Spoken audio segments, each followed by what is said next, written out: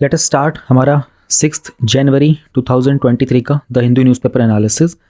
हम लोग कुछ मेजर न्यूज़ कवर करेंगे, वन लाइनर करंट अफेयर्स देखेंगे, येस्टरडे का जो कंटेंट था कल वाला उसको भी रिवाइज करेंगे और एथिक्स का एक प्रीवियस ईयर क्वेश्चन भी देखेंगे, एडिटोरियल्स होंगे उनको भी कवर करेंगे। 5 जनवरी का हमारा जो कंटेंट था एक बार उसको रिवाइज कर लेते हैं क्विकली कि हम लोगों ने कल क्या कुछ देखा था। सबसे पहले हम लोगों ने कोटिया रीजन को लेकर बात की थी। ये एक डिस्प्यूटेड एरिया है आंध्र प्रदेश और उड़ीसा के बीच में। तो रिसेंटली गवर्नमेंट ने वहाँ पर कुछ ऑफिसर्स को भेजा था एंड 1960s के टाइम से चल रहा है क्योंकि यहाँ पर बहुत ज़्यादा मिनरल्स पाए जाते हैं। देन हम लोगों ने बात की थी कि सुप्रीम कोर्ट की जो बहुत सारी जजमेंट्स वगैरह थी एंड जो और भी रिपोर्ट्स वगैरह थी वो सब अब ऑनलाइन हो जाएंगी, तो सभी लॉयर्स एंड स्टूडेंट्स को फ्रीली अवेलेबल होंगी as per the ESCR project. तो आप इसको ध्यान रख सकते हो डिजिटल इंडिया के कॉन्सेप्ट के साथ। इंडिया और सऊदी अरेबिया ने एक MLAT साइन किया है, पहले 45 कंट्रीज़ के साथ हो चुका है। तो जनरली किसी केस में इन्वेस्टिगेशन हो रहा होता है, इंटरनेशनल कोई केस बन जाता है, तो वहाँ पर एविडेंस वगैरह को एक जगह से दूसरी जगह सबमिट करना ईजी हो जाता है। परचेजिंग मैनेजर इंडेक्स जो है ये आपके इकोनॉमी का टॉपिक है, आपको पता होना चाहिए। इकोनॉमिक इंडिकेटर्स होते हैं ये, कि जैसे दूसरे भी होते हैं, इन्फ्लेशन वगैरह हो गया, डिफ्लेशन, ये सब हमारे इकोनॉमिक इंडिकेटर्स होते हैं। तो वैसे ही परचेजिंग मैनेजर भी होता है। तो इसमें रिसेंटली जो पता चला था कि इंडिया का जो मैन्युफैक्चरिंग सेक्टर है ना, उसमें हाईएस्ट आउटपुट देखने को मिला था आफ्टर February 2021। RBI का एक मीडियम टर्म का स्ट्रेटजी फ्रेमवर्क है उत्कर्ष 2.0। कॉफ़ी के बारे में हम लोगों ने बात की थी। इंडिया का एक्सपोर्ट जो था वो 2% तक इंक्रीज़ हो गया था। इंडिया में जनरली रोबस्टा और अरेबिका मिलती है 15 डिग्री सेल्सियस से 28 डिग्री सेल्सियस तक, और इंडिया में हाईएस्ट कॉफ़ी मिलती है हमको कर्नाटका में। धर्मा गार्जियन इंडिया और जो Japanese ground self defence force है, इनकी मिलिट्री एक्सरसाइज है।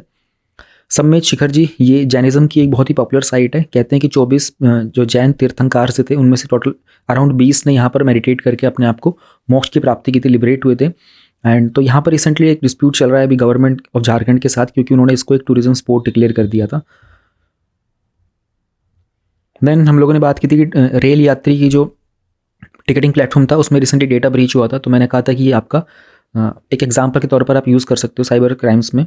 देन परचेजिंग मैनेजर इंडेक्स था। उसके बाद ग्रीन हाइड्रोजन मिशन हम लोगों ने कल पूरा डिटेल में समझा था। PIB की जो रिपोर्ट आई थी मैंने आप लोगों को दिखाई थी वो। देन एसिड अटैक्स के बारे में हम लोगों ने जाना था कि एक प्रपोजल था कि कैसे हम लोग उसका रेगुलेशन बेहतर कर सकते हैं। अगर लाइसेंसिंग अच्छी होगी और जो भी मतलब बहुत ही रिजर्व प्लेसेस होंगे उस पर सेल के ऊपर या तो ब्लैंकेट बैन लगा दो, या फिर उनके ऊपर लाइसेंसिंग अच्छी, उनकी रेगुलेशन अच्छा हो, कहाँ कहाँ से एसिड का सेल हो रहा होता है। तो एज पर NCRB की जो रिपोर्ट आई थी उसमें पता चला था कि इंडिया में जो नंबर ऑफ एसिड अटैक्स हैं वो 2011 के मुकाबले में अभी वो इंक्रीज़ हुए थे। हालांकि 2019 में बहुत ज़्यादा चला गया था। एंड एग्जाम्पल भी हम लोगों ने देखा था कि बांग्लादेश ने कैसे इस इशू को हैंडल किया था, तो एक इंटरनेशनल बेस्ट प्रैक्टिस भी थी। एंड ये भी देखा था कि मोस्टली जो एसिड अटैक्स होते हैं ना, ये कभी कभी ये जो लड़के होते हैं वो लड़कियों के ऊपर ज़्यादा अटैक करते पाए गए। केसेस जो मोस्टली पाए गए वो भी सेमी रूरल एरियाज़ में और रूरल एरियाज़ में। एंड जनरली क्या होता था कि ये कोई लव प्रपोजल्स होते थे, उनको जब डिनाई कर दिया जाता था तो उसके रिवेंज के तौर पर ही किया गया। ये मोस्टली केसेस में पाया गया था। मिलेट्स को लेकर के मैंने बताया था कि 2023 को international year of millets celebrate किया जा रहा है UN के द्वारा, और ये इंडिया का प्रपोजल था। देन सुप्रीम कोर्ट ने जो लोकल बॉडी का इलेक्शन वगैरह चल रहे थे यूपी के अंदर, उसमें ओबीसी के रिजर्वेशन ना होने पर कुछ क्वेश्चंस रेज किए थे। तेलंगाना ने जो नेशनल फूड सिक्योरिटी एक्ट की फ्री राइस स्कीम है उसको रिसेंटली ज्वाइन किया था। इस पर हम लोगों ने 2-3 दिन पहले एडिटोरियल कवर किया था। प्रधानमंत्री गरीब कल्याण अन्न योजना को टर्मिनेट कर दिया गया। गवर्नमेंट इज प्लानिंग 81 करोड़ के आसपास कुछ जो बेनिफिशरीज हैं उनको 2023 के अंदर हर महीने 5 kg के आसपास ग्रीन दिए जाएंगे। सुप्रीम कोर्ट ने ये जो टॉपिक था ये वाला हम लोग आज दोबारा कवर करेंगे। फिर बीजेपी ने इलेक्शन कमीशन के डेमोन्स्ट्रेशन को लेकर बात की थी कि जो रिमोट वोटिंग मशीन्स होंगी, जो लोग अपने घर से दूर रहते हैं कैसे वो लोग वोट कर पाएंगे, उसका डेमोन्स्ट्रेशन होगा। देन CMI जो हमारा अनएम्प्लॉयमेंट का डेटा लेता है उसका लेबर मिनिस्ट्री के साथ थोड़ा सा कॉन्फ्लिक्ट चल रहा है। लेबर मिनिस्ट्री ने कहा कि जो पीपल्स लेबर फोर्स सर्वे होता है उसका डेटा कहता है कि हमारे यहाँ पर अनएम्प्लॉयमेंट कम हुई है, और आप कह रहे हो कि अनएम्प्लॉयमेंट इंक्रीज़ हो गई है। Then we talked about this data कि कैग ने बताया था कि एनिमल्स की डेथ कैसे इंक्रीज़ हो रही है। फिर सडनली हम लोगों ने देखा था कि जो ब्लैक फीवर होता है ना उसमें ड्रास्टिक डिक्लाइन देखने को मिला था। ये रिसेंटली हुआ था। WHO ने चाइना का जो नैरो डेफिनेशन थी कोविड डेथ की उसको क्रिटिसाइज़ किया था।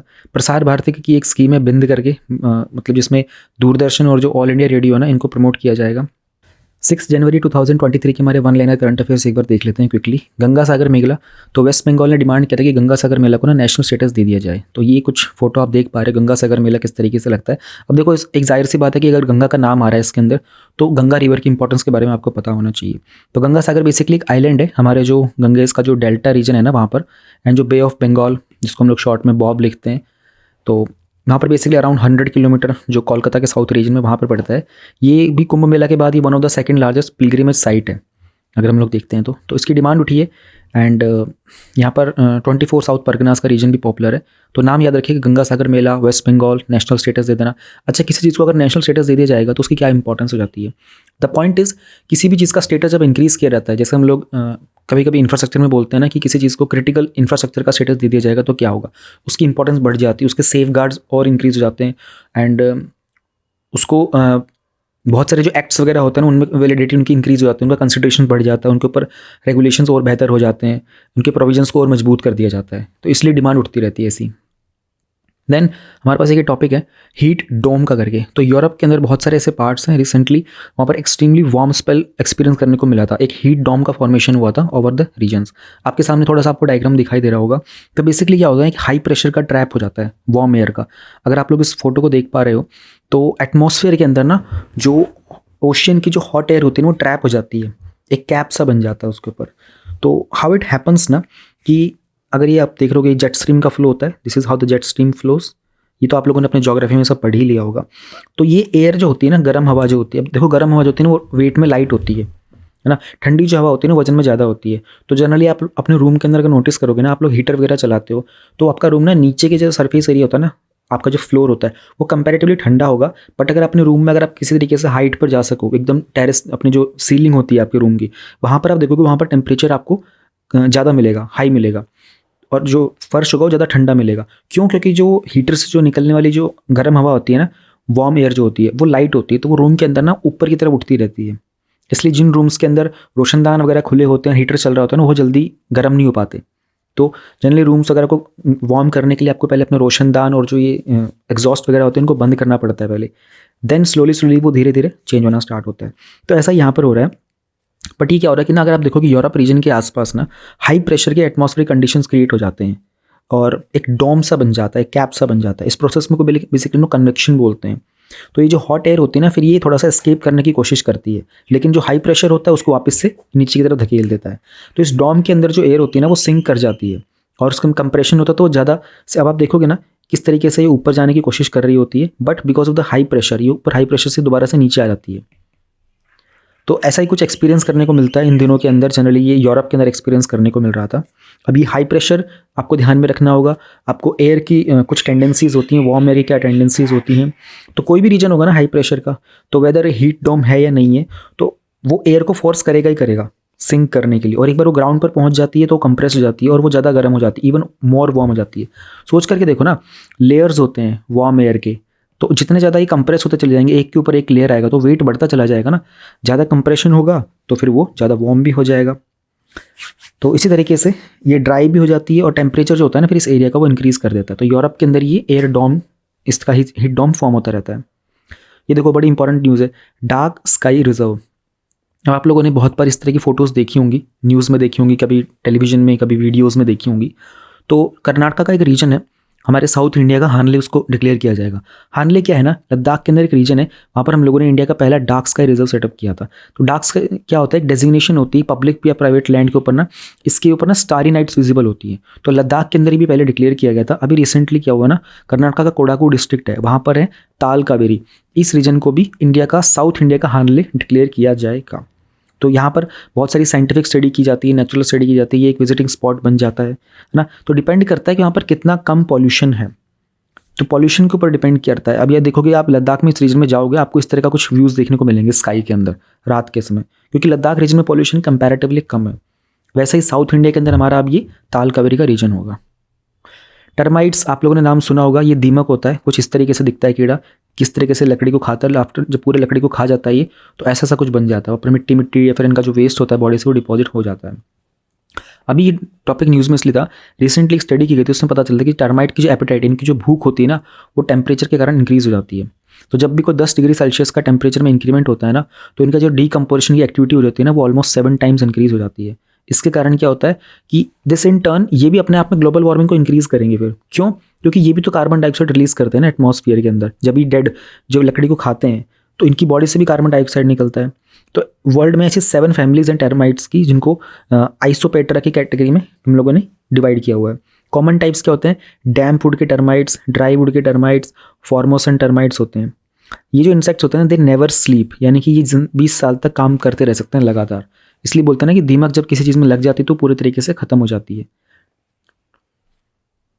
देन गान नगाई फेस्टिवल है ज़ेलियांगरोंग कम्युनिटी को लेकर के, ये मणिपुर में सेलिब्रेट किया जाता है। ये one of the biggest post harvest का, यानी कि जब ये लोग, जैसे अगर आप लोग देखोगे नॉर्थ इंडिया के अंदर, जैसे वो होता है ना पंजाब रीजन में अगर रहने वाले हो, पंजाब के या फिर आप दिल्ली के भी आसपास रहने वाले हो, तो लोहरी का फेस्टिवल मनाया जाता है।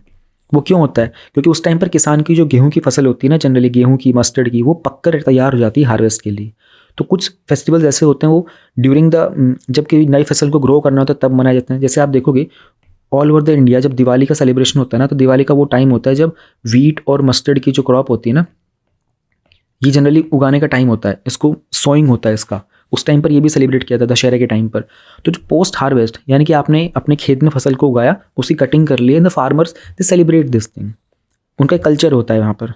तो ये जो ज़ेलियांगरोंग कम्युनिटी है ना, इसमें 3 नागा ट्राइब्स हैं, रोंगमेई, लियांगमई और ज़ेमे ट्राइब्स हैं। ये असम, मणिपुर और नागालैंड का जो अब मैप में आप लोगों ने देखा होगा ना, असम, मणिपुर, नागालैंड, उसका एक ट्रांजेक्शन फॉर्म होता है, ये उस रीजन में पाए जाते हैं।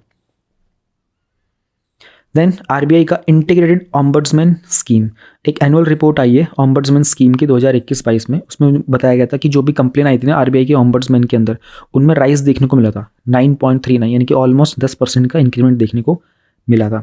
आरबीआई की इंटीग्रेटेड ऑम्बड्समैन स्कीम क्या करती है ना, ये एक रिड्रेसल मैकेनिज्म है, यानी कि जीआरएम, ग्रीवेंस रिड्रेसल मैकेनिज्म की स्कीम है। कस्टमर्स को जब अपनी बैंकिंग सर्विसेज में कोई सॉल्यूशन नहीं मिल पाता अपनी प्रॉब्लम का, तो ऑम्बड्समैन तो अप्रोच करते हैं। इंटीग्रेटेड का मतलब होगा इसमें 3 जो ऑम्बड्समैन की स्कीम है ना, यानी कि 2006 वाली है, 2018 वाली थी, एक 2019 वाली थी, उन सबको इंटीग्रेट कर दिया जाएगा। यानी कि अब वन नेशन वन ऑम्बड्समैन की अप्रोच होगी। तो इस मैकेनिज्म को न्यूट्रल बनाने की कोशिश की जा रही है। बेसिकली क्या होता है ना, कोई भी नॉन शेड्यूलरी प्राइमरी कॉपरेटिव बैंक्स वगैरह होता है ना, जहाँ पर डिपॉजिट साइड होता है 50 करोड़ या उससे ऊपर का, अगर उनका सॉल्यूशन वगैरह नहीं होता ना, तो उनको भी ऑम्बड्समैन में इंक्लूड किया जाता है। हाउ इट वर्क्स ना, आप कभी नहीं बैंक वगैरह के पास, आपके बैंक कोई बैंकिंग का कोई इशू होता है, आप कंप्लेन वगैरह फाइल करते हो, है ना, ऑनलाइन करते हो, फिर आप उसको ऑफिशियली जाते हो, रिजॉल्व भी करते हो, लेकिन अगर सॉल्यूशन आपको नहीं मिल पाता है ना, तो जनरली आपको 1 महीने में सॉल्यूशन नहीं मिल पाया, तो आप बैंकिंग के ऑम्बड्समैन को अप्रोच कर सकते हो। उनका एक कंप्लेन का फॉर्म होता है, उसको फिल करके या फिर ऑनलाइन भी आप इस वेबसाइट पर अप्लाई कर सकते हो। तो आरबीआई ने बैंकिंग के पूरे इकोसिस्टम को, स्ट्रक्चर को और बेहतर बनाने के लिए हमारे ऑम्बड्समैन की स्कीम लेके आए थे। अब उसको इंटीग्रेट करने की बात की जा रही है कि 2006, 2018 और 2019 वाले को करके हम लोग वन नेशन वन ऑम्बड्समैन बना देंगे। लिथियम माइनिंग प्रोसेस, इंडिया को ना रिसेंटली 2 लिथियम की माइंस मिली हैं और एक कॉपर की माइन मिली अर्जेंटीना में। तो उन्होंने कहा था कि यहाँ पर हो सकता है कि लॉन्ग टर्म तक हम लोगों को लीज मिल जाए। अब आप लोगों को लिथियम ट्राइंगल के बारे में पता होना चाहिए, ABC, इसको हमेशा ऐसे याद रखो, ABC। अर्जेंटीना रिसेंटली फीफा का वर्ल्ड कप जीता था, मेसी के फैन तो होंगे आप लोग। बोलीविया है यहाँ पर, and this is Chile region. तो Chile is one of, like अगर आप देखोगे ना मैप के अंदर जो हमारा ये सदर्न अमेरिका का मैप है, तो चिली ऐसे सा है, यहाँ पर है थोड़ा सा लाइक अर्थ फॉर्म की तरह, ये पूरे कंट्री का मैप ही बड़ा अजीब सा मैप बनाया हुआ है इस कंट्री का। तो ये रीजन के अंदर हमको लिथियम पाया जाता है, हमारी जोग्राफिकल, अगर अर्थ की जोग्राफी की बात करते हैं तो ये बेसिकली सेडमाइन रॉक होता है कोई, जो कि ब्राइन फॉर्म में होता है। इसको हम लोग लैटिन अमेरिका में सलार भी बोलते हैं, एंड इसके अलावा भी और भी बहुत सारी चीज़ें होती हैं। तो इंडिया ने रिसेंटली यहाँ पर हमारी जो आई थिंक उसका नाम क्या है, खनिज विदेश निगम लिमिटेड समथिंग करके है, उन्होंने यहाँ पर कुछ माइंस वगैरह आइडेंटिफाई किए थे। Sunni dam hydro power project, ये देखो, ये हमारा सतलज रिवर है, सतलज ऊपर फिर ये रावी है, ब्यास, चेनाब, झेलम, इंडस। तो इंडस और सतलज का जो ओरिजिन होता है ना, ये तिब्बत रीजन के आसपास से होता है। तो सतलज रिवर यहाँ से हमारी होते हुए मेजरली हिमाचल प्रदेश वगैरह से, देन ये पंजाब का रीजन जो है, आगे जाकर के ये पूरी प्रॉपर हमारी इसमें मिल जाती है। ये क्वेश्चन आया था आप लोगों का प्रीलिम्स में, it came in 2021। I think Chenab या ब्यास का समथिंग वाज देयर, कि कौन सी रिवर इंडस में फाइनली मीट करती है। तो मैप्स को इस तरीके से आप जरूर पढ़ें, कौन सी ट्रिब्यूटरीज किससे कहाँ मैच कर रही है। अभी हुआ क्या ना, हमारी जो CCE है, इसको हम लोग बोलते हैं cabinet committee on economic affairs, उन्होंने कहा था कि इन्वेस्टमेंट करेंगे हम लोग 382 मेगावाट का सुन्नी डैम का जो हाइड्रो पावर प्रोजेक्ट है ना उसमें। एंड इसमें कौन इन्वेस्ट करेगा? सतलुज जल विद्युत निगम लिमिटेड। अब ये हाइड्रो इलेक्ट्रिक, यानी कि पानी से बिजली को बनाया जाता है। ये run of the river type है। रन ऑफ द रिवर में क्या होता है ना, नदी के पानी को रोका नहीं जाएगा, नदी का पानी चलता रहेगा, चलते चलते में आप बीच में डैम लगा दोगे, और वो चलते हुए पानी का फ्लो से यहाँ पर जो डायनेमो वगैरह लगे होते हैं ना डैम के अंदर, वो रोटेट होते हैं, वो पानी के फ्लो से रोटेट होते रहते हैं और वो बिजली पैदा करते रहते हैं। तो ये यहाँ पर एक लुहरी प्रोजेक्ट है ना, इसमें 3 हाइड्रो पावर डैम्स है, लुहरी स्टेज 1, लुहरी स्टेज 2 और सुन्नी डैम है। तो बेसिकली ये कंक्रीट ग्रेविटी का डैम है सतलज रिवर के ऊपर, और इसमें एक अंडरग्राउंड पावर हाउस पे बनाया गया है इसके राइट बैंक पर।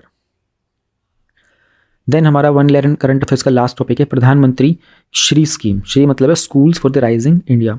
तो 1,65,000 स्कूल्स हैं हमारे 29 स्टेट्स में जिन्होंने अप्लाई किया मिनिस्ट्री ऑफ एजुकेशन के साथ कि वो अपनी आपको पीएम श्री स्कीम में अपग्रेड करना चाहते हैं। अच्छा, इंडिया के अंदर 1,65,000 स्कूल्स नहीं है, इंडिया के अंदर स्कूल ऑलमोस्ट 15 लाख के आसपास है। इंडिया में 6 लाख से ज़्यादा गाँव हैं। छोटा मोटा डेटा है, ऐसा याद होना चाहिए आपको। और ये जो स्कूल का डेटा है ना, ये मैंने आप लोगों को जो रिसेंटली विजन मैगजीन होती है उसमें बताया भी था कि ये डेटा कम हुआ है। 16 लाख के आसपास हमारे स्कूल थे, थोड़े से कम हो गए हैं, 15 लाख के आसपास हो गए हैं। और ये कोविड के टाइम के बाद हुआ है, कोविड-19 के बाद। और बहुत सारे जनरली प्राइवेट स्कूल्स बंद हुए हैं। तो ये क्या है, सेंट्रली स्पॉन्सर्ड स्कीम है, यानी कि सारा का सारा 100% जो पैसा आएगा वो सेंट्रल गवर्नमेंट की तरफ से आएगा। इसमें हाई क्वालिटी एजुकेशन दी जाती है equitable, inclusive and joyful school environment के थ्रू। तो जो डाइवर्स बैकग्राउंड होता है, वहाँ की मल्टीलिंगुअल अलग अलग भाषाओं में उनकी रिक्वायरमेंट होती है, कुछ बच्चे एकेडमिकली इतने एबल नहीं होते, उनको एड्रेस करने के लिए इस तरह के लिए स्कीम बनाई गई थी। तो इसमें बहुत सारे कंपोनेंट्स हमारी जो नेशनल एजुकेशन पॉलिसी आई है 2020 की, उसके भी यूज़ किए गए। आप किसी भी एग्ज़ाम की तैयारी कर रहे हो ना, नेशनल एजुकेशन पॉलिसी को बहुत अच्छे से पढ़ लो। आप किसी भी ईयर में दोगे, 2020, 21, 22, 23, 24, 25, जब भी पिछले देते आए हो आप लोग, कम से कम भी 2030 तक आपको नेशनल एजुकेशन पॉलिसी का कंटेंट पता होना चाहिए। You are going to use it, not just for the exam purpose. आप आगे जब सर्विस में सेलेक्ट हो जाओगे ना, तब भी आपको उसके बारे में याद होना चाहिए। To become an efficient officer आपको पता होना चाहिए एजुकेशन पॉलिसी में क्या कुछ चेंजेस लाए गए हैं। तो उसको बहुत ढंग से पढ़ लो, अच्छे से पढ़ लो। लगता है कि कंटेंट कहाँ से मिलेगा, या तो फिर विजन का मैगजीन पे पढ़ लो, नहीं तो मिनिस्ट्री ऑफ एजुकेशन की वेबसाइट पर जाओ, उनकी एनुअल रिपोर्ट होती है, ठीक है। उनकी एनुअल रिपोर्ट में उन्होंने उसको बहुत अच्छे से समराइज़ किया हुआ है। आई थिंक कुछ 6 से 7 पेज में समराइज़ किया हुआ है, उसको पढ़ लो एक बार। उसके शॉर्ट नोट बना करके उसको अपना एक पेज में समराइज़ करके रख लो अपने टेबल पे। हमेशा याद होना चाहिए कि किस किस फैक्टर में नेशनल एजुकेशन पॉलिसी फोकस करना चाहती है। आपकी जो मेंस का एग्जाम होगा ना, उसमें कम से कम आप 10 जगह पर नेशनल एजुकेशन पॉलिसी को मेंशन कर सकते हो। 30 जगह पर आप नीति आयोग के बारे में मेंशन कर सकते हो। कम से कम 10 जगह पर आप लोग सेकंड ARC को कोट कर सकते हो। कैग का भी कम से कम आप 5 जगह पर उसकी रिपोर्ट के बारे में बता सकते हो। NCRB का डेटा आप कम से कम 5 जगह मेंशन कर सकते हो। तो ये पता होना चाहिए आप लोगों को। हमारा जो मेजर हाइलाइट्स हैं हमारे आज के 6 जनवरी के, उनको एक बार देख लेते हैं। तो मैंने आपको बताया था ना कि ये सुप्रीम कोर्ट ने जो रिसेंटली हल्द्वानी में एक इशू हुआ था, उसके ऊपर थोड़ा सा स्टे लगाने की कोशिश की थी। हुआ क्या, मैंने आपको कल भी बताया था कि हल्द्वानी के रीजन के पास ना, वहाँ पर एक रेलवे स्टेशन था। तो वहाँ पर उत्तराखंड का जो हाई कोर्ट है ना, उन्होंने ऑर्डर दिए थे कि यहाँ पर कुछ लोग इलीगल तरीके से रह रहे हैं, उनको 1 वीक का टाइम दिया गया था उनको हटाने के लिए। उन्होंने ये भी कहा था उत्तराखंड हाई कोर्ट ने, अगर आप लोगों को पैरामिलिट्री फोर्सेस की रिक्वायरमेंट है तो वो भी इस्तेमाल करो, बट इसका एविक्शन करा दो, यहाँ से इन लोगों को हटा दो क्योंकि इलीगल तरीके से रहे। सुप्रीम कोर्ट के पास लोग पहुँच जाते हैं पिटीशन लेकर के कि इस टाइम पर इन लोगों को ऐसे कैसे हटाया जा रहा है, और ये 2-3 दिन से न्यूज़ में काफ़ी चल रहा था। सुप्रीम कोर्ट ने ये कहा है इसमें ह्यूमन एंगल को कंसिडर करो, आप ऐसे किसी को नहीं हटा सकते। You should be able to have some rehabilitation process, ठीक है। वो लोग जिनके पास कुछ राइट्स हैं उनके राइट्स चेक करो, ठीक है, उनको कहाँ पर आप सेटल कर सकते हो। जिनके पास कोई राइट्स भी नहीं, उनको रिहेबिलिटेट करना है, क्योंकि ह्यूमन एंगल बहुत इंपॉर्टेंट है। तो यहाँ पर आप लोगों को DPSP ध्यान में रखने होंगे सारे के सारे, कि हमारे जो गवर्नमेंट है ना वो एक वेलफेयर वाली गवर्नमेंट है। हमारे यहाँ पर कोई मतलब एनार्की वगैरह नहीं है कि किसी को जोर जबरदस्ती उठा करके फेंक देंगे। We have to consider the welfare of each and every citizen, ठीक है। आप उनको रातों रात उखाड़ करके नहीं फेंक सकते। लोगों की अलग अलग तरह की नीड्स हो सकती हैं। आप उनको, रेलवे डिपार्टमेंट की नीड्स हैं उनको भी चेक करो, जो लोग यहाँ पर रह रहे थे पहले, जिनको आप यहाँ से हटा रहे हो, उनकी भी नीड्स को चेक करो। तो आपको यहाँ पर डिटेल में, अब DPSP में या डिटेल में तो नहीं समझाऊंगा, बट मैं आपको बता रहा हूँ कि DPSP बहुत इंपॉर्टेंट है। इवन वैसे तो फंडामेंटल राइट्स भी इंपॉर्टेंट है, बट एटलीस्ट यहाँ पर सुप्रीम कोर्ट ने किस तरीके से इस चीज़ पर स्टे लगाने की कोशिश की है। और ये टॉपिक ना आपको यूज़ करना पड़ेगा एज एन एग्जाम्पल मेंस के अंदर। अगर आपका कोई GS2 में DPSP का टॉपिक आएगा तो सुप्रीम कोर्ट ने कंसिडर किया था रिहेबिलिटेशन वगैरह को, है ना। ह्यूमन एंगल बहुत अच्छा कीवर्ड दिया गया है यहाँ पर, तो ये याद रखना है आपको इस तरीके से। Decennial census put off till सितंबर टू फ्रीज द बाउंड्रीज। अब देखो, लास्ट हमारे सेंसस 2011 में हुआ था, कायदे से वो 2021 में होना चाहिए था, बट कोविड आ जाता है बीच में और गवर्नमेंट के पास बहुत सारे रीजन थे और भी। अभी हुआ क्या है ना कि इसको थोड़ा सा पोस्टपोन कर दिया गया। तो उसमें पहले करना क्या होता है ना, कुछ एडमिनिस्ट्रेटिव बाउंड्री सेटअप करनी होती है। डिस्ट्रिक्ट क्या होगा, सब डिस्ट्रिक्ट क्या होगा, तहसील, तालुका, पुलिस स्टेशन, ये सब करने के बाद भी इसके 6 महीने के बाद बेसिकली कुछ टाइम लगता है, 3 से 6 महीने का, तब हमारा सेंसस स्टार्ट होता है। सेंसस को बनने में टाइम लग जाता है, ऑलमोस्ट 11 महीने के आसपास तक का टाइम लगता है पूरी कंट्री के अंदर चीज़ों को कवर करने का, फिर डेटा कंपाइल करना state wise. It's a long process और ये एक्चुअल में टाइम कंज्यूमिंग भी है। तो अभी कहा यह गया है कि ये जो बाउंड्रीज वगैरह सेटअप की जाएंगी उसके लिए अभी तक सितंबर तक इसको फर्दर और पोस्टपोन कर दिया गया है। अब इंपॉर्टेंट ये है कि 2024 में नेक्स्ट ईयर हमारे होने वाले जनरल इलेक्शंस, तो आप लोग देखो कि थोड़े दिनों के अंदर ही प्रोबेबली कुछ 3-4 महीनों बाद ही कैंपेन्स रैली वगैरह स्टार्ट हो जाएंगी और गवर्नमेंट की स्कीम्स भी कुछ ना कुछ नई देखने को मिल सकती हैं। बजट में आप लोग नेक्स्ट ईयर देखोगे काफ़ी कुछ देखने को मिलेगा, बहुत सारे चेंजेस होंगे। तो अब ये पूछा जा रहा है कि अगर ये टाइम से किया भी जाता है ना सेंसस, तो भी 2023 में या फिर 2024 तक भी इसका डेटा हमारे पास अवेलेबल नहीं हो पाएगा। 2000 मतलब जनरल इलेक्शन के बाद ही हमारे पास इसका डेटा अवेलेबल हो पाएगा। तो बस ये आपको थोड़ा सा अपडेट होना चाहिए था कि भाई क्या चल रहा है हमारे सेंसस में। Amit Shah is the home minister of this country, उन्होंने कहा है कि रिसेंटली राम टेम्पल जो होगा वो 1 जनवरी 2024 को ओपन होगा। तो वैसे उन्होंने ये थोड़ा फनी है, पॉलिटिकल है, आप लोगों को यूज़ नहीं करना है। I want to tell Rahul Baba who always insisted on the date that the गगनचुंबी of the Ram Mandir will be ready for inauguration on January 1st। अब ये सब पॉलिटिकल वाली चीज़ों में मत जाना, ये इनकी आपस की चीज़ें होती हैं। आपको ये ध्यान रखना है कि एक बहुत ही मेजर हिस्टोरिकल जजमेंट आया था राम मंदिर का, ठीक है, जो बाबरी मस्जिद का सिचुएशन हुई थी। आपको थोड़ी सी स्टोरी पता होनी चाहिए। ये आपके GS1 के अंदर जो टॉपिक्स है ना, communalism, regionalism, Indian society, post independence developments issues, ये उसमें काउंट होता है।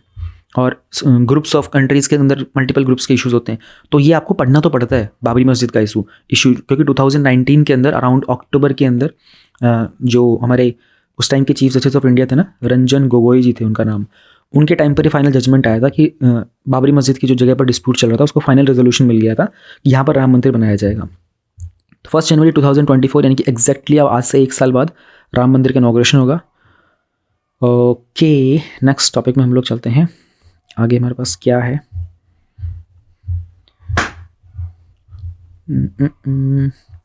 ये टॉपिक है dusk descends on the beedi rollers of Murshidabad. ये टॉपिक इंपॉर्टेंट था नहीं, मुझे बीच में लग रहा था ऐसा कुछ। ये चाहो तो एक बार अपना देख लेना, going green to blue, about एक प्रोजेक्ट जीन्स है, trying to keep the street dwellers warm during the winter months in Delhi. कैसे जो गली वगैरह में जो रहने वाले लोग होते हैं उनको कैसे जीन्स वगैरह से इस तरह के कुछ पैकेजेस बनाए जा सकते हैं, बट इतना डीप नहीं है कि आप उसमें स्पेशल टाइम दो यहाँ पर। Okay, now we have this topic, very very important. चलो ये मैं डिटेल में समझाऊंगा, ये वाला और ये वाला, ये दोनों डिटेल में कवर किए जाएंगे। ये एडिटोरियल है take towards India making an uplinking hub, but ये इतना इंपॉर्टेंट नहीं है। तो ग्रीन इकोनॉमी का टॉपिक है, ग्रीन हाइड्रोजन मिशन हम लोगों ने कल कवर किया था डिटेल में PIB का। देन ये फ्रीडम ऑफ स्पीच वाला भी कल में हमने कवर किया था। Stabilizing ties with Nepal in the uncertain times, ये आपके लिए इतना इंपॉर्टेंट नहीं है। देखो IR का जो आपका होगा ना, मेन्स हो चाहे प्रीलिम्स हो, only depend on vision magazine. So far vision ने सब कुछ कवर करते आया, विजन की मैगजीन करके जाओ। और आपको लगता है कि यार मैं कोई गलती छोड़ना ही नहीं चाहता, तो 1 साल की जो ईयर एंड रिव्यू आता है या फिर जो एनुअल रिपोर्ट आती है ना मिनिस्ट्री ऑफ एक्सटर्नल अफेयर्स की, उनकी वो 1 साल की रिपोर्ट पढ़ जाओ। उसमें जो भी उन्होंने अपडेट्स दिया हुआ उसके बियॉन्ड कुछ भी नहीं आएगा आपके एग्जाम में। Then should India be alarmed by Chinese COVID search, अभी आपके लिए पढ़ना ज़रूरी नहीं है। यहाँ पर क्या है, India's plan to develop green hydrogen, कल ही कवर किया था हम लोगों ने, और ये विजन की मैगजीन में भी आ जाएगा, देखना नेक्स्ट टाइम। ये बड़ा अच्छा है। Why is Japan offering money to move out of Tokyo. हुआ क्या है ना, रिसेंटली जापान की गवर्नमेंट ने कहा था कि हम लोग किसी फैमिली के अंदर ना 6 लाख तक देने को तैयार हैं। दे आर ऑफरिंग 6 lakhs पर चाइल्ड, अगर आप लोग उनकी जो टोक्यो की जो मेट्रोपॉलिटन सिटी है ना, उनकी जो कैपिटल है, वहाँ से बाहर निकलते हो। कारण क्या है, कारण है पॉपुलेशन डेंसिटी का। शहर के अंदर पॉपुलेशन डेंसिटी बहुत से ज़्यादा इंक्रीज़ हो चुकी है, और आसपास के जो रूरल एरियाज़ थे ना, वहाँ पर उनके पास इतने कम लोग रह गए हैं कि वहाँ की जो बेसिक इकॉनमी थी ना, वो भी प्रॉपर्ली रन नहीं कर पा रही है। 2019 में जापान ने इसका एक रिवाइज पॉलिसी भी लेके आए थे। अब वो अमाउंट कितना दे रहे हैं, वो 6 लाख के आसपास देने वाले। कारण क्या है, मैंने आपको बता दी, पॉपुलेशन को, कॉन्सेंट्रेशन को कम करना है और रूरल एरियाज़ के अंदर पॉपुलेशन को दोबारा से सेटल करना है। तो जो टोटल पॉपुलेशन होने वाली है ना 2060 तक, अगर हम लोग देखेंगे ना, जापान की टोटल पॉपुलेशन 90 मिलियन तक कम हो जाएगी। ऑलराइट, अब इसका इम्पैक्ट क्या होने वाला है, आपने 2 कीवर्ड्स हमेशा याद रखना, एमिग्रेशन क्या होता है और इमिग्रेशन क्या होता है। फॉर एग्जाम्पल कि मैं इंडिया के अंदर हूँ अभी राइट नाउ, ऑलराइट, अगर मैं इंडिया से बाहर जा रहा हूँ तो इंडिया में मुझे बोला जाएगा एमिग्रेंट, EMI वाला, क्योंकि मैं इंडिया से एग्जिट कर रहा हूँ, तो E से एग्जिट। ऑलराइट, अगर मैं इंडिया में आ रहा हूँ बाहर से, तो मुझे इंडिया वाले बोलेंगे he is an immigrant, EMMI, क्योंकि ही इज़ इंडिया में आ रहा है, ये इनसाइड इंडिया आ रहा है। तो ये E वाला एग्जिट से और E वाला इनसाइड से, ऐसे याद रख लेना कीवर्ड्स। अब वहाँ के लोकल एरियाज़ के अंदर, रूरल एरियाज़ के अंदर लोकल कम्युनिटी के मेंबर डिक्रीज़ हो गए हैं, वहाँ पर स्मॉल स्केल इकोनॉमिक अपॉर्चुनिटीज़ बंद हो गई हैं, एसेंशियल इकोनॉमी चल नहीं पा रही। तो पॉलिसी डॉक्यूमेंट में उन्होंने कहा था कि इसका एडवर्स चेन रिएक्शन होने वाला है फ्यूचर में भी। 2 सॉल्यूशन लेके आए थे, एक तो वहाँ पर जो लोकल कम्युनिटी है ना, वाइब्रेंट लोकल कम्युनिटी बनानी है उन लोगों को, प्लस में जो टोक्यो के अंदर जो मेट्रोपॉलिटन एरिया था उसके ओवर कॉन्सेंट्रेशन को बंद करना है। इतना सा किया जा रहा है। बस आपको याद क्यों रखना होगा, क्योंकि क्या इस तरह की अपॉर्चुनिटी, ये आपको ना इंटरनेशनल बेस्ट प्रैक्टिस के तौर पर देखना पड़ेगा, हालांकि इसका आउटपुट बाद में देखेंगे। Now you need to understand with respect to the population, आपके GS1 में पॉपुलेशन का टॉपिक आता है एंड उसमें ये पढ़ के जाना, 2 चीज़ें पक्का पढ़ के जाना 2023 में जब आप मेंस अपना दोगे। एक तो चाइना की जो ये पॉपुलेशन पॉलिसी थी ना, जो 2 चाइल्ड पॉलिसी थी, जो 1 चाइल्ड पॉलिसी थी, इन्होंने 1 चाइल्ड पॉलिसी कब लेके आए थे, बंद क्यों की थी, फिर 2 चाइल्ड पॉलिसी के ऊपर आ गए थे। इंडिया के अंदर ये प्लान इंप्लीमेंट कर सकते हैं, क्यों नहीं कर सकते। और जापान के अंदर ना जो पॉपुलेशन का इशू है ना, वो है ओल्ड एज वाला। इनके यहाँ पर ना बूढ़े लोग काफ़ी ज़्यादा हो रहे हैं। ओल्ड एज पीपल मतलब डिपेंडेंसी, यानी कि जो वर्किंग क्लास होती है ना, वो रिड्यूस हो रही है। How can they handle this issue. और अभी ये लोग नया चीज़ लेकर आएंगे, एक सिटी में पॉपुलेशन डेंसिटी जो है वो टोक्यो में मेट्रोपॉलिटन एरियाज़ में ज़्यादा हो रही है। इंडिया के अंदर भी अगर आप देखोगे तो इशू है, दिल्ली जैसे रीजन्स के अंदर, बिहार जैसे रीजन्स के अंदर पॉपुलेशन डेंसिटी बहुत हाई है। वहीं पर आप जो नॉर्थ ईस्ट में जाते हो तो वहाँ पर पॉपुलेशन डेंसिटी बहुत ही कम है। सिक्किम हो गया, गोवा जैसे रीजन हो गया। अब गोवा वैसे अपने आप में स्मॉल है, but if you go to Sikkim ना, वहाँ पर बहुत कम पॉपुलेशन डेंसिटी है। How can we handle these issues. अभी एक एग्जाम्पल है, देखो गवर्नमेंट पैसा दे रही है, 6-6 लाख रुपये दे रही है कि जाओ भाई यहाँ से निकलो। ठीक है जी, यहाँ पर ये टॉपिक था। और कुछ है हमारे पास आगे, एक बार चेक कर लेते हैं कुछ हाईलाइटेड किया है मैंने या नहीं। आई डोंट थिंक कुछ है आगे इसमें, बस यही था हमारा मेजरली हाईलाइट्स वगैरह। अब ये टॉपिक हमारे पास है न्यूज़ में, Asian elephant has lost most of its optimal habitat in the Nilgiri reserve. पहले थोड़ा सा नीलगिरी रिजर्व के बारे में जान लेते हैं। ठीक है, नीलगिरी वर्ड, नीलगिरी, नील वर्ड मतलब ब्लू माउंटेन्स बोलते हैं इनको। ऑलराइट, तो तमिलनाडु के अंदर एक नीलगिरी प्लेटो, वहाँ से इनका ओरिजिन होता है। तो ये पहला बायोस्फीयर रिजर्व भी था इंडिया के अंदर, 1986 में डिक्लेयर किया जाने वाला। टोटल एरिया याद करना जरूरी नहीं होता है, कहाँ पर लोकेटेड है, वेरी इंपॉर्टेंट। वेस्टर्न घाट्स के अंदर तमिलनाडु, केरला और कर्नाटका का जो रीजन होता है ना, बेसिकली आप देखोगे ये जो रीजन है ना पूरा का पूरा, तो यहाँ पर इधर हमारा कर्नाटका हो गया, यहाँ पर हमारा तमिलनाडु हो गया, नीचे की साइड हमारा केरला हो गया। तो इस रीजन के अंदर हमारा पूरा नीलगिरी बायोस्फीयर रिजर्व फॉल करता है। बायोटिक जोन्स है यहाँ पर, ट्रॉपिकल फॉरेस्ट बायोम है यहाँ पर, एफ्रोट्रॉपिकल, मलेन बायोटिक जोन्स हैं। बायोडाइवर्सिटी हॉटस्पॉट की बात की जा रही है कि वेस्टर्न घाट से मोस्ट इंपॉर्टेंट रीजन है। और बायोडाइवर्सिटी हॉटस्पॉट हम लोगों ने कल कवर किया था डिटेल में अच्छे से। वेजिटेशन की बात करते हैं तो केरला, तमिलनाडु के स्टेट्स, यहाँ पर evergreen, semi evergreen, most deciduous के ग्रासलैंड्स वगैरह मिलते हैं हम लोगों को। और जो कर्नाटका का रीजन है यहाँ पर ड्राई डेसिडियस फॉरेस्ट मिलेगा, मोस्ट डेसिडियस मिलेगा, एट्सेट्रा। फ्लोरा एंड फोना, फोना का मतलब होता है जो एनिमल्स होते हैं ना, फ्लोरा मतलब जो वेजिटेशन प्लांट्स होते हैं। नीलगिरी तार 2-4 दिन पहले हम लोगों ने ये भी न्यूज़ में कवर किया था, मैंने फोटो भी दिखाई थी। नीलगिरी लंगूर मिलता है, स्लेंडर लॉरिस, ब्लैक बक तो आप लोगों को पता ही होगा अगर आप लोग मूवीज़ वगैरह देखते हो तो, मतलब हिंट दे रहा हूँ। टाइगर, गौर, इंडियन एलिफेंट, मार्टिन वगैरह। फिश, फ्रेश वाटर फिश मिलती है, नीलगिरी डैनियो, नीलगिरी बाब, बोवनी बारबी। बार्ब और डैनियो जो वर्ड्स हैं ना, इनको याद रखो, ऐसे क्वेश्चंस आए हैं पहले। वाटर रिसोर्सेज में बहुत सारे जो कावेरी की ट्रिब्यूटरीज है ना, भवानी, मोयार, काबिनी है ना, चालियार, पनुम्प्स वगैरह, इन सब का कैचमेंट एरियाज़ है। ट्राइबल पॉपुलेशन, टोडा, कोटा, इरुला, कुरुम्बा, पानिया, अद्यान, इदानंद, चेट्टीसी, जो भी ट्राइब्स वगैरह मिलती हैं यहाँ पर। प्रोटेक्टेड एरियाज़ की बात करते हैं तो मुद्दुमलाई वाइल्ड लाइफ सेंचुरी, ये क्वेश्चन आ चुका है पहले, ये वाला पूरा का पूरा। Wayanad wild life sanctuary, Bandipur national park, Nagarhole national park, Mukurthi national park, silent valley वगैरह, ये सब यहाँ पर प्रोटेक्टेड एरियाज़ हैं। इसमें मोस्टली, ये मैंने आपको क्यों दिखाया कंटेंट, यहाँ पर मोस्टली क्वेश्चंस आ चुके हैं। यहाँ से भी क्वेश्चन आया है, यहाँ पे फॉरेस्ट पे भी क्वेश्चन आया है, इन पे भी क्वेश्चन आ चुका है, और ट्राइब्स पे भी क्वेश्चन आ चुका है, प्रोटेक्टेड एरियाज़ पे भी क्वेश्चन आ चुका है। ये सब आ चुके हैं ऑलरेडी, तो इनके रिपीटेशन के चांसेस भी बढ़ जाते हैं। अब ये आपको थोड़ा सा मैप दिखाई दे रहा होगा ना, एक बात आपको पता होगी, हमारे जो वेस्टर्न घाट्स वगैरह है ना, ये ऊपर का रीजन है वेस्टर्न घाट्स का, ये नीचे का रीजन है, बीच में ना थोड़ा सा ये ब्रेक आता है। इस रीजन को इस न्यूज़ में बहुत हाईलाइट किया गया, इसको हम लोग बोल रहे हैं यहाँ पर पालघाट का रीजन है। तो पालघाट पास भी बोलते हैं हम लोग इसको। पास बेसिकली माउंटेन का, जैसे अगर माउंटेन्स होते हैं ना, ये माउंटेन्स की बहुत सारी रेंजेस होती हैं, ऐसे ऐसे करके बहुत सारी रेंजेस होती हैं। तो कभी कभी क्या होता है कि ऐसे रेंजेस ना बीच में ब्रेक आ जाता है, और बीच करके फिर वहाँ से दोबारा से माउंटेन्स वगैरह स्टार्ट हो जाते हैं ऐसे करके। तो ये जो बीच में ब्रेक्स आ गया ना माउंटेन्स का, इसको घाट की तरह के पास बोला जाता है। तो पालघाट पास जो है ना यहाँ पर, ये बड़ा ही महत्वपूर्ण है। इस टॉपिक में वो कह रहे हैं कि वो कह रहे हैं कि नीलगिरी बायोस्फीयर रिजर्व के अंदर ना बेसिकली जो हमारा एशियाटिक एलिफेंट है, अब एशियाटिक एलिफेंट जो है एंडेंजर्ड का स्टेटस है इसका। ऑलराइट, किसने दिया है, IUCN ने दिया है, याद रखने की चीज़ है, एशियाटिक है।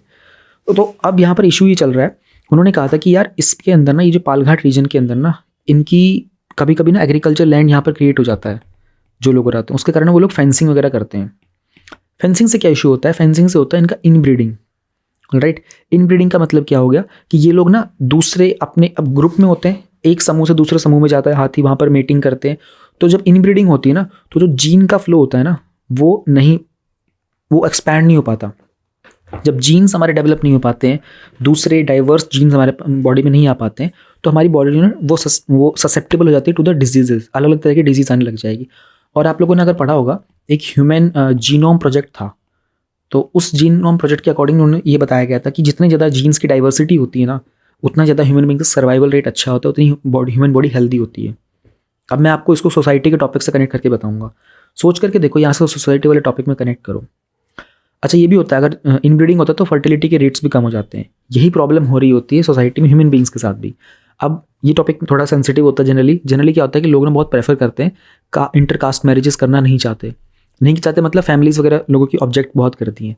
But if you go through this biologically ना, सेंसिबली, कल्चरली, तो जितना ज़्यादा आप एक वेरी डाइवर्सिटी के पर्सन के साथ अपनी लाइफ को स्पेंड करोगे ना, इतनी ज़्यादा डाइवर्सिटी होगी, आपके थॉट प्रोसेस में डाइवर्सिटी, आपके कल्चर में, आपके फूड स्टाइल में डाइवर्सिटी, आपके लिविंग स्टाइल में डाइवर्सिटी होगी ना, उतना ही ज़्यादा आपके रेट ऑफ फर्टिलिटी बेहतर होता है, उतनी ज़्यादा आपकी बॉडी के अंदर जीन्स का फ्लो बेहतर हो पाता है। तो कपल है A+B, एक मेल है एक फीमेल है, अगर ये दोनों सेम ही उसमें रहते हैं ना, देखो ये जो कॉन्सेप्ट था ना कास्ट वाला कि सेम कास्ट में मैरिजेस करना एंड सेम रिलीजन में, ये एक ज़माने में था वैलिड, क्योंकि उस टाइम पर ना बहुत खतरा रहता था कि यार अपनी कास्ट के अंदर लोगों को ना अपने आपस में रखो, बाहर के लोग होते हैं वो हमारा नुकसान कर सकते हैं। हमारे ग्रुप में अगर लोग कम हो गए तो जनरली लोगों को डर होता है ना कि जैसे इंडिया के अंदर जो इंटर कन्वर्जन लॉज आ रहे हैं, रिलीजियस कन्वर्जन के लॉज आ रहे हैं, तो उसमें प्रॉब्लम ये होती थी कि लड़कियाँ जब दूसरे रिलीजन में जा रही होती है तो उनको दूसरी फैमिली का नाम मिल जाता है। तो जो जिस घर से वो लड़की जा रही होती है ना, उनको बड़ा डर होता है कि अरे हमारे यहाँ तो पॉपुलेशन कम हो रही है। ये पहले ऐसे हुआ करता था, पहले पॉपुलेशन बहुत कम थी, पहले इकोनॉमी का वर्ल्ड नहीं था, अब हम लोग इकोनॉमी ड्रिवन वर्ल्ड में जी रहे हैं। तो प्रॉब्लम यहाँ अब ये आ रही होती है कि अब अगर आप दूसरी चीज़ में डाइवर्सिटी में नहीं जा रहे होते ना, तो वो again A and B if they are following the same pattern ना, कोई भी कास्ट या कोई रिलीजन होता है, अगर वो सेम ग्रुप में रहेंगे, सेम एरिया में रह रहे होते हैं ना, तो वो दे बिकम, उनका जीन फ्लो प्रॉपर नहीं हो पाता। नेक्स्ट जो जनरेशन होती है, उनके जो ऑफस्प्रिंग्स होते हैं वो उतने हेल्दी नहीं हो पाते हैं। अब इस चीज़ में बड़ी एक नॉलेज वाली बात आपको बताता हूँ, मोस्टली लोगों को पता भी नहीं होगा। जो यहाँ पर इंडिया में चलता है ना गोत्र सिस्टम में क्या होता है ना, गर्ल है प्लस बॉय है, तो लड़की की मदर और लड़की की नानी सेम चीज़, लड़के की मदर और लड़की की भी नानी, क्योंकि लड़के के पास जो गोत्र होगा तो लड़के का ही होगा और लड़की का भी होता है। अब ये चीज़ें मुझे हमारे भी फैमिली में बहुत सारी शादियाँ होती है, तब देख के समझ में आई, अच्छा ऐसे काम करता है। तो जो गोत्र सिस्टम में मैचिंग होती है वो ये होती है कि लड़की का और लड़के का गोत्र नहीं मैच होना चाहिए, फिर लड़की का लड़के की मदर से और लड़के की नानी से भी मैच नहीं होना चाहिए। सेम चीज़ जो लड़का होता है, लड़की की मदर से और लड़की की नानी से गोत्र मैच नहीं होना चाहिए। अभी गोत्र वगैरह जो थे ना, ये पहले क्लैंस वगैरह हुआ करते थे, जैसे आज के टाइम में ग्रुप्स होते हैं, कास्ट वगैरह भी होती है, तो एक तरीके से ग्रुपिंग की गई थी। वो क्यों उन्होंने कहा था मैच मत करना, उन्होंने यही किया था, वो जीन डाइवर्सिटी को फॉलो करना चाह रहे थे। तो एक्चुअल में जो गोत्र को अलग अलग गोत्र में शादी करने का कॉन्सेप्ट होता है ना, उसका कनेक्शन जीन डाइवर्सिटी के साथ था पहले। बट अब इसको थोड़ा सा उस तरीके से ले रहा था कि तो गोत्र मैच कर रहा है तो प्रॉब्लम हो जाएगी, वो थोड़ा सेंसिबल लोग तरीके बात नहीं करते, बट ये एक्चुअल में इस तरीके से बनाया गया था। बाकी ऐसा होता है कि इसमें कोई ऐसा खास रूल नहीं होता है, जस्ट एक मैंने आपको एडिशनल नॉलेज दे दी थी, पता होना चाहिए आप लोगों को, क्योंकि आप लोग एडमिनिस्ट्रेटर बनने वाले हो कल को, और you will be facing issues. आपके पास आएंगे ऐसे लोग इंटरकास्ट मैरिजेस के, इंटर रिलीजियस मैरिजेस के, की प्रॉब्लम चल रही है, तो आपको इश्यूज़ हैंडल करने हैं, तो थोड़ी सी नॉलेज होनी चाहिए। That's it. अभी टॉपिक हमारे पास बड़ा इंपॉर्टेंट है, Tirupati to have the largest liquid waste treatment plan. अब जो म्यूनसिपल कॉर्पोरेशन है तिरुपति का, ठीक है, अब तिरुपति क्या है, कहाँ है, वो सब नहीं बताऊंगा मैं आपको। इंपॉर्टेंट ये कि कंट्री का largest liquid water treatment plant बनाने वाले, इसमें टेक्नोलॉजी का इस्तेमाल करेंगे, फाइटोरिक टेक्नोलॉजी। ये टॉपिक आपके GS1 में आता है। ऑलराइट, अब ये पहले अगर देखोगे तो इसको डेवलप किसने किया था, CSIR का जो नीरी है ना, उन्होंने इसको डेवलप किया था। ये एक इको फ्रेंडली और एफिशिएंट टेक्नोलॉजी है सीवेज ट्रीटमेंट प्लांट के तौर पर। तो डॉक्टर हर्षवर्धन ने भी इस पर काफ़ी इसकी पहले तारीफ की थी, ये PIB में भी आ चुका है ये टॉपिक हमारा, तो इसलिए मैंने इसको यहाँ पर कवर किया था। अब ये फाइटोरिक टेक्नोलॉजी का सीवेज ट्रीटमेंट जो है ना, एक सेल्फ सस्टेनेबल टेक्नोलॉजी है वेस्ट वाटर को ट्रीट करने के लिए। ये नेचुरल वेटलैंड के प्रिंसिपल पे काम करती है और कंट्री का सबसे बड़ा लगाने वाले हैं। अभी काम कैसे करती है ना, ये हमारा सीवेज होता है, गंदा पानी जो होता है, ये सेटलिंग टैंक होता है। सेटलिंग टैंक के अंदर क्या होता है कि जो हैवी पार्टिकल्स होते हैं ना हमारे, जिनमें वेट ज़्यादा होता है, हैवी पार्टिकल्स यहाँ के सारे सेटल डाउन कर जाते हैं। ऊपर जो पानी होता है ना, जिसको हम लोग कह सकते हैं ग्रे वाटर भी हो सकता है, इसको एक चैम्बर में डाला जाता है, इसको फाइटोरिक बेड बोलते हैं। यहाँ पत्थर होते हैं अलग अलग साइज़ के, उनके लेयर्स बनाए जाते हैं, उस पर कुछ सैपलिंग्स भी लगा दिए जाते हैं।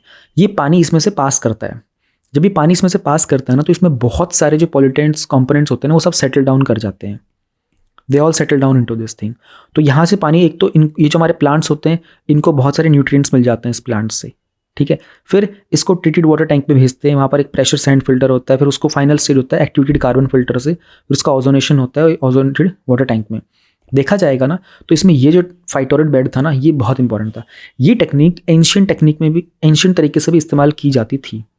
ये सिर्फ ऐसा नहीं कि अभी इसको डेवलप किया गया है, एंशियंट लोग भी इसका इस्तेमाल करते थे। नदियों के आसपास वो क्या करते थे ना, कि फॉर एग्जांपल ऐसे नदी का फ्लो चल रहा होता था, तो उनको अपने यहाँ पर, उनका कोई गांव का सेटलमेंट वगैरह होता था, यहाँ पर सारे विलेज घर वगैरह होते थे, तो यहाँ से उनका पानी निकलता था ना, नदी में जाता था, तो कुछ कुछ पानी तो इधर से जा रहा होता था, तो ये तो नदी में आगे चला जाएगा, बट इन लोगों को पानी का सोर्स यहाँ से मिल जाता था, यहाँ से इनका इनपुट होता था, यहाँ से इनका आउटपुट होता था। बट कभी कभी ना इन लोगों के कुछ नदी नाले यहाँ से भी जा रहे होते थे, अब वो नदी में मिल जाते थे और यहाँ से वो पानी गंदा होकर के वापस इनके पास आ रहा होता था। तब ये लोग क्या करते थे कि यहाँ से नदी के आसपास से पत्थर उठा उठा करके ना ऐसे बेड्स बना देते थे, फाइटोरेट बेड्स बना देते रहे। आज इसको हम लोगों ने टेक्नोलॉजी का नाम दे दिया गया, बट ये एंशियंट ज़माने में इस्तेमाल की गई थी। अब इनका जो यहाँ से पानी निकलता था ना, उसमें सारे पॉल्यूटेंट्स मोस्टली यहाँ सेटल हो जाते थे, और यहाँ से बहुत हद तक एक साफ़ पानी जाता था नदी के अंदर, तो इनके पास गंदा पानी नहीं आता था। बस इतना ही बताना था मुझे आप लोगों को। इस न्यूज़ के अंदर आपको याद रखना है, कंट्री का लार्जेस्ट यूज़ करना है आपको। एग्जाम्पल फाइटोरेट टेक्नोलॉजी का GS1 में आएगा ही क्वेश्चन, वाटर ट्रीटमेंट को लेकर के क्वेश्चन आता है, सेटलमेंट्स को लेकर के। It's very very important keyword, तो भूलिएगा मत इसको। स्टार्ट करते हैं हमारा एथिक्स का प्रीवियस ईयर क्वेश्चंस का एनालिसिस। तो डेली हम लोग इसमें एक या फिर कभी 2 क्वेश्चंस को सॉल्व करते हैं पूरा प्रीवियस ईयर क्वेश्चन में, सब कुछ देख करके आंसर राइटिंग के कुछ तौर तरीके समझते हुए। कुछ क्वेश्चंस हम लोगों ने ऑलरेडी कवर कर लिए हैं, जैसे क्वेश्चन नंबर 1, 2 नहीं 2 कहाँ गया, हाँ ये रहा 2। उसके बाद दिस वॉज 3 टॉपिक देख लेते हैं। 4th में हमारा स्टार्टिंग से एक बार टॉपिक रिवाइज कर लेते हैं ना, कुछ कुछ तो याद आ ही जाएगा आप लोगों को, तो पता तो चलेगा। वैल्यूज़ और एथिक्स का किया था, उसमें प्रोफेशनल कॉम्पिटेंस को भी देखा था। देन ये कुछ कीवर्ड्स थे, integrity, Perseverance, spirit of service, commitment, courage of conviction, और 2 नए पूछे थे यूपीएससी ने कि 2 और कीवर्ड्स बताओ, तो वो उसमें हम लोगों ने कंसाइंस ऑफ इनर वॉइस और हॉलिस्टिक कॉम्पिटेंस के बारे में बात की थी। Then we talked about values जो होती हैं वो चेंज करती रहती हैं, है ना। देखो सेम पेपर में 2 बार वैल्यूज़ के बारे में पूछा गया था। Then we talked about emotional intelligence क्या होता है, इंडिविजुअल को एथिकल डिसीजन लेने में कैसे हेल्प करता है। गोलमैन की डेफिनेशन देखी थी, कुछ डायग्राम्स देखे थे। Then we talked about the voice of conscience, है ना, और इसमें नोवर डूअर स्प्लिट देखा था दयानंद सरस्वती जी का। देन क्राइसिस ऑफ कंसाइंस देखा था, इसमें हम लोगों ने नोवर डूअर स्प्लिट को देखा था, गांधी जी के कोट्स वगैरह को चेक किया था। अब हम लोग बात करते हैं, आज का हमारा जो क्वेश्चन है ना, ये कोट्स वाला है। हर बार आते हैं कोट्स के क्वेश्चन। तो गिवन बिलो 3 कोटेशंस है, कुछ मॉरल थिंकर्स और फिलोसफर्स की। ईच ऑफ दीज कोटेशंस ने कुछ आपको प्रेजेंट कंटेक्स्ट में बताना है। ये हमारा कीवर्ड है, कोट दिया हुआ है, थिंकर का नाम दिया हुआ है, और पूछा गया प्रेजेंट कंटेक्स्ट में क्या मीनिंग है इसका। तो हमारे क्वेश्चन में जो, और ये हर एक कोट में 10 नंबर हैं, एंड 150 वर्ड्स की लिमिट है पर कोट की। तो आप देखोगे तो हर कोट को हमें 2-2 पेजेस में एक्सप्लेन करना होगा, 2 पेजेस 2 पेजेस 2 पेजेस। तो पहला हमारा जो कोट है उसको स्टार्ट करते हैं उसके आंसर के साथ में। क्वेश्चन नंबर 6 कहता है, there is enough on this earth for everyone's need but for no one's greed. ये मोहनदास करमचंद गांधी जी की हमारी कोट है। Bring out what means to in the present context. अब कोट्स वाले क्वेश्चन के अंदर ना कोई ऐसा फिक्स पैटर्न नहीं होता है। उसने पूछा है प्रेजेंट कंटेक्स्ट के, तो हम लोग इसमें एक सेक्शन क्रिएट कर देंगे आगे जा करके कि भाई प्रेजेंट कंटेक्स्ट में इसका क्या मतलब है। कहाँ गया, मैंने सेक्शन क्रिएट नहीं किया। देखो अब ये गलती हुई ना मुझसे, नेक्स्ट वाले में किया था। जो सेकंड कोट हो गया ना, इसमें प्रेजेंट कंटेक्स्ट से पूछा था तो लिखा था प्रेजेंट कंटेक्स्ट, और जो थर्ड क्वेश्चन था कोट वाला उसमें भी लिखा था, मुझे याद है अच्छे से, प्रेजेंट कंटेक्स्ट। बट आप देखोगे गलती हो गई ना यहाँ पर, पहले वाले में नहीं किया ना गांधी जी वाले में, तो ये आपको समझना पड़ेगा, ऐसी गलतियाँ हो जाती हैं। ठीक है, स्टार्ट करते हैं। कोट हमें समझ में आ गई। उन्होंने कहा कि धरती के ऊपर ना हर व्यक्ति की ज़रूरतों के लिए तो बहुत कुछ है, बट उनकी ग्रीड के लिए हमारे पास सब कुछ अवेलेबल नहीं है। अगर लालच करेगा तो फिर उनकी पूर्ति नहीं हो पाएगी, बट आपकी ज़रूरतें पूरे ज़रूर हो जाएंगी। यहाँ पर भगवत गीता का भी हम लोग कोट मेंशन कर सकते हैं कि greed robs the learn man of his wisdom and is a gateway to hell. Buddhism में all actions that have their roots in greed are demeritorious and are called akushal karma. अब देखो नई सडनली इंट्रोडक्शन में गांधी जी के साथ हम लोगों ने गीता को भी कनेक्ट किया, बुद्धिज्म को भी कनेक्ट किया, हमने अकुशल कर्मा के बारे में माला। तो इंट्रोडक्शन के अंदर 3 मेजर कीवर्ड्स उसको बता दिए। फिर गांधी जी, मैंने कहा था यूपीएससी के लिए भगवान है गांधी जी, और आपके लिए भी भगवान होने चाहिए। सम्मान देना है, हमेशा जी लगाना उनके नाम के साथ, और गांधी जी है तो उसको बॉक्स में भी डाल दिया।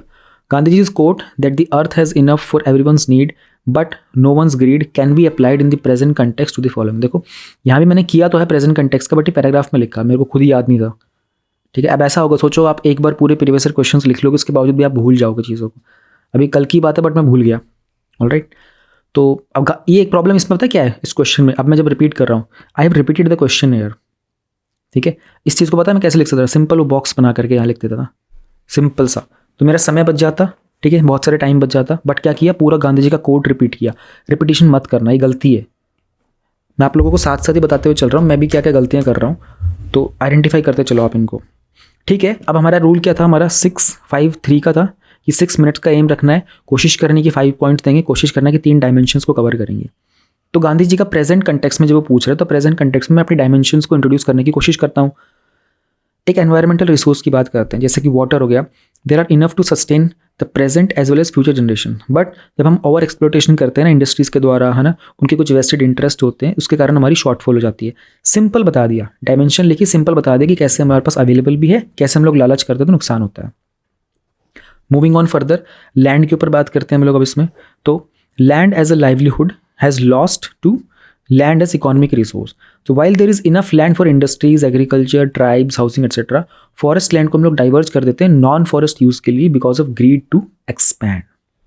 देन एक छोटा सा फ्लो चार्ट बना दिया, the record production of grains in India enough for everyone's needs, but 20 crore Indian population sleeps hungry every night. क्यों? बिकॉज ग्रीड होता है, लालच होता है, उसकी होर्डिंग कर लेते हैं, उसके कारण शॉर्टफॉल हो जाता है।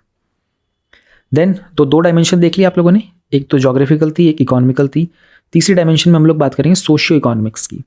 While there are enough resources to feed the 7 billion population, the greed of few leads to the grain shortfalls and the artificial famine. अब ग्रेन शॉर्टफॉल हालांकि हम लोगों ने लैंड वाले के साथ कनेक्ट कर दिया था, तो ये भी आप रिपीट हो रहा है तो इसको भी अवॉइड कर सकते हो। यहाँ पर आर्टिफिशियल फेमाइन का जो कॉन्सेप्ट था ये बेहतर है, हेल्थ वाला कनेक्ट हो गया। It is also true with respect to the rampant corruption in society, depleting the oil and the climate change. अब ये एक तरीके से गवर्नेंस को भी लेके आ गया बीच में, ये टॉपिक भी आ गया। अब सडनली मुझे आप लोगों को बताते बताते दिमाग में आ रहा है कि एजुकेशन का भी एक सेक्शन आप यूज़ कर सकते हो, या फिर एजुकेशन का आप यहाँ पर एग्जाम्पल में ऐड कर दो रादर देन ग्रेन शॉर्टफॉल्स को। यू सी, करते करते आप लोगों को चीज़ें इंप्रूव करनी होगी। फिर time to conclude the code, there is a need to practice the cardinal virtue of temperance as the postulated by Aquinas. अभी कार्डिनल वर्च्यूज आप लोगों के सिलेबस में गिवन है, आपको पढ़ना होगा। Individuals and society, they need to realize that true happiness lies in good of social and not in the materialism. This begins with environment of contentment at home. ये हमारा conclusion वाला part हो गया। आप ये लाइन लिख सकते हो कि to conclude we can say that this begins, ऐसे ये वर्ड to conclude जो वर्ड होता है ना, ये भी आप लिख सकते हो। Moving on to the second quote, 2 page मिले हुए हैं। कोट है हमारे पास अब्राहम लिंकन जी का, जो कि यूएस के प्रेसिडेंट थे। Nearly all men can withstand the adversity, but if you want to test a man's character give him power. समझने में दिक्कत नहीं, एडवर्सिटी मतलब आपका जब बुरा समय चल रहा होता है ना, तो उसको विदस्टैंड करने के लिए लगभग हर व्यक्ति के पास इतनी ताकत होती है, वो अपने बुरे समय के अंदर अपने आप को मेंटेन कर सकता है। बट अगर आप उसको कैरेक्टर को टेस्ट करना चाहते हो ना, कि एक्चुअली उसका कैरेक्टर क्या है, उसको पावर दे दो और फिर टेस्ट करो। अब जो गिवन कोट है is true in its entirety. ये जो लाइन है ना, ये आप मोस्टली अपने जो भी कोट आएंगे ना, कुछ समझ में नहीं आ रहा तो ये लाइन यूज़ कर लो कि हाँ भाई सही है। एक adverse situation tames a person and his inherent possibility to misuse authority for his greed. He appears to be grounded even though he might have seeds of weak character which show their true color once he gets the power. Many show character to withstand adversities like poverty, hunger, illiteracy and injustice, while there are others who might collapse in the face of adversity for the lack of perseverance. अब ये perseverance था ना, इसको box में डाला जा सकता था। ऑलराइट, ये जो हमारी एडवर्सिटीज है इनको अंडरलाइन भी किया जा सकता था, मैंने नहीं किया। मैं आपको बार बार याद दिला रहा हूँ कि आपको भी इंप्रूव करना है। कुछ और भी अगर आपको इनपुट्स एग्जांपल मिलते हैं ना, तो आप मुझे बताते रहा करो कमेंट सेक्शन में, मैं उनको इंक्लूड करता हुआ चलूंगा। The quote above and also the one power corrupts and the absolute power corrupts absolutely observes. हमने कहा कि ऊपर वाली जो कोट है प्लस में एक और कोट है, power corrupts and the absolute power corrupts absolutely. It observes that a person's sense of morality lessens as his or her power increases. जब व्यक्ति की पावर इंक्रीज जाती है तो उसकी जो सेंस ऑफ मोरालिटी होती है वो कम हो जाती है। एक छोटा सा फ्लो चार्ट है। Public servant in the position of power जब होता है तो usurpation of power in vested interest या फिर use of authority for public service. दो चीज़ें कर सकता है, पावर का मिसयूज करेगा, पावर का बेहतर इस्तेमाल करेगा। अगर मिसयूज करेगा तो यानी कि उसके अंदर कैरेक्टर की प्रॉब्लम थी, और अच्छा इस्तेमाल करता है, सर्विस करता है, तो वर्च्यू एथिक्स का इस्तेमाल किया गया है। देन उसने पूछा क्या था, उसने प्रेजेंट कंटेक्स्ट में पूछा था, तो ठीक है प्रेजेंट कंटेक्स्ट में जंप करते हैं। फिर अगेन प्रेजेंट कंटेक्स्ट में होगा तो कोशिश करेंगे डायमेंशंस लाने की। तो पॉलिटिकल स्फीयर के अंदर where adversity the power clearly shows the true character of a person. Adversity होती, प्रॉब्लम चल रही तो पता चल जाता है इंसान पावर का कैसा इस्तेमाल करता है, उससे उसका कैरेक्टर के बारे में आइडिया लग जाता है। देन इकोनॉमिक स्फीयर के अंदर like share trading where employees with power and authority to access insider information trade the same for the illicit consideration. ये आप लोगों को पता होगा, सेबी इस चीज़ के ऊपर कंट्रोल करता है इनसाइडर इन्फॉर्मेशन को लेकर के। फिर पब्लिक स्फीयर में एक और डायमेंशन है हमारे पास, where the public servant has all the powers to weed out corruption which he once, ये देखो मैंने क्या लिख दिया, मुझे खुद ही समझ में नहीं आ रहा। For the lack of ability power to bring change. I have actually no idea मैंने क्या लिख दिया, ठीक है, मुझे अपनी हैंडराइटिंग का नहीं पता, तो मैं तो इस वर्ड को इग्नोर कर देता हूँ अभी। Then fourth is international sphere where countries in position of power like USA they try to hijack sovereignty of adverse nation. अब इसमें एक और चीज़ समझने की कोशिश करो, जब एग्जामिनर आपकी इसको रीड कर रहा होगा ना तो वो देखेगा यार ये क्या हो जाता है, स्क्रीन कभी कभी ब्लैक क्यों हो जाती है, आई हैव नो क्लू ये क्यों ब्लैक हो जाती है, बट वो देखेगा कि दो कोट्स इसने लिखी है, ये बंदा डायमेंशंस को ऐड करते हुए आ रहा है, ये पर्सन, ये जो स्टूडेंट है ना, यहाँ पर भी इसने डायमेंशंस को लिए, तो उसके दिमाग में है कि this person is considering the diversity, the demand of the question. At the same time, there are instances where those in the position of power have manifested utmost ethical character. Still, power is a true test of a virtuous character. यहाँ पर एक और shortcoming बताऊँ इस question की मैं आप लोगों को। द मोमेंट मैंने ये लाइन लिखी ना, देर आर पीपल जिन्होंने पावर की पोजीशन में रहकर के उसका अच्छे तरीके से अपने एथिकल कैरेक्टर का शो भी किया था, उन्हें भी बताया था। यहाँ पर एक एग्जाम्पल भी आप लोग लिख सकते थे, ठीक है, अशोक खेमका जी का लिख सकते थे, और भी किसी का लिख सकते थे, तो ये चीज़ आपको ध्यान में रखनी है। 6th C, I count him braver who overcomes his desires than him who overcomes his enemies. Aristotle जो थे उन्होंने लिखा था। अब यही कहना ये चाह रहे हैं कि भाई मैं उस व्यक्ति को बहादुर मानता हूँ जो अपने डिज़ायर्स को, अपनी इच्छाओं के ऊपर काबू कर लेता है, रादर देन जो अपने दुश्मनों पर काबू कर लेता है। Now let us start. Aquinas, जिसका हम लोगों ने रिसेंटली पढ़ा था ना, कार्डिनल वर्च्यू ऑफ फोर्टिट्यूड, देखो दोबारा से आ गया एक ही पेपर के अंदर, तो वो ये चीज़ें रिपीट बहुत होंगी एथिक्स के अंदर। तो एक्विनास और एरिस्टोटल ने कुछ प्रूडेंस, जस्टिस, फोर्टिट्यूड और टेम्परेंस जैसे कार्डिनल वर्च्यूज़ के बारे में बात की थी। तो overcoming enemies has been in practice in some और the other form since the historical time. हमेशा से हम लोग अपने दुश्मनों को हराते आए हैं अनंत काल से। Now it is not a true sign of bravery as it is easy to confront and overcome an external enemy but not the internal enemy of desires. Desires, अब यहाँ पर बुद्धा जी के बारे में भी आप लोग मेंशन कर सकते हैं, उन्होंने भी कहा था कि desire is the root cause of misery. तो ये कहना चाह रहे हैं कि जो एनिमीज़ हैं वो बाहर होते हैं, एक्सटर्नल होते हैं, उनको काबू करना इजी होता है क्योंकि आप एक्सटर्नल फैक्टर्स की हेल्प ले लेते हो। But what about the desire that is with in you. ठीक है, आपको यूपीएससी एग्जाम क्लियर करना है, कर लोगे, उसके बाद क्या फिर कोई नया डिज़ायर आ जाएगा, मुझे कैबिनेट सेक्रेटरी बनना है, फिर कर लोगे क्या, फिर मुझे प्रधानमंत्री बनना है, प्रधानमंत्री बन के मेरे को भगवान बनना है, मेरे को यूएन का इंचार्ज बनना है, मेरे को सारी दुनिया काबू में करनी है। डिज़ायर्स कभी ख़त्म नहीं होते हैं। तो समबडी इसने उस पर कंट्रोल कर लिया ना और फिर वो ज़िंदगी जिए जा रहा है, वो असली ब्रेव पर्सन कहलाएगा। Overcoming the desire like temperance and contentment into practice and only the brave one can win over self. अब present context में पूछ रहा है, only a few can overcome greed, temptation, materialistic tendencies and desires. Okay, only few brave go for the long-term pleasure of good for soul rather than short-term pleasures. Widening the gap between what we know we should do and what we actually do processes that overcoming desires is tough. जो करते हैं उनको पता चलता है कि बहुत tough होता है। एग्जाम्पल दिया अब इस चीज़ में, आप लोगों ने देखा होगा यहाँ पर डायमेंशंस मिसिंग थी सडनली। पता है क्यों? क्योंकि पता ही नहीं चल रहा था, बट सडनली अब जो हमारे एग्जाम्पल्स होंगे ना वो बहुत कुछ कवर कर देंगे। Corruption is the result of never ending desires and only few brave ones resist it. ठीक है, people know that smoking is injurious to health but still can not overcome desire to smoke. Governance, health, Western intervention in the Middle East in the name of democracy and the West's ignorant attitude with respect to the climate change shows that countering enemies is easy.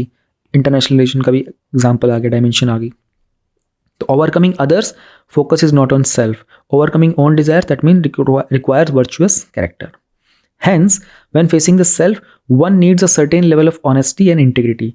This is attractive of braves. This is attribute of braves. Attribute of braves. While countering enemies, focus is not on self but others and pointing fingers on someone else is easy. 3 quotes थी। Quotes कैसे explain करनी होती हैं आप समझ में आ गया होगा। तीनों प्रेजेंट कंटेक्स्ट में थी, बहुत सारे डायमेंशंस थी, कुछ एग्जांपल्स भी आप लोगों ने देख लिए, कुछ थिंकर्स के नाम देख लिए। जो नोट करना चाहे नोट कर लीजिएगा।